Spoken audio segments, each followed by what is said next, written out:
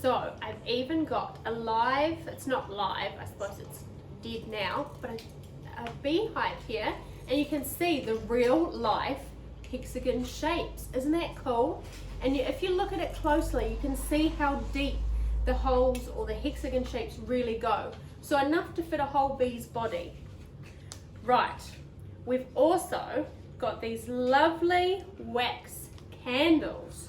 Now that's a question that I thought we'd explore when we got back to preschool, because Marianne's talked a little bit about wax and how the bees excrete it from their bodies like we do sweat, but she hasn't talked about how we get the candles today and where the wax actually comes from. Do they chew it up? Do they poo it out?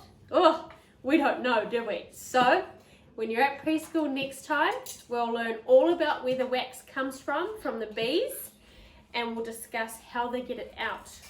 Or yeah, how they get it out, I suppose. It's going to be an interesting one, I think. It's a bit yucky, bees process, isn't it? But it's always good to learn.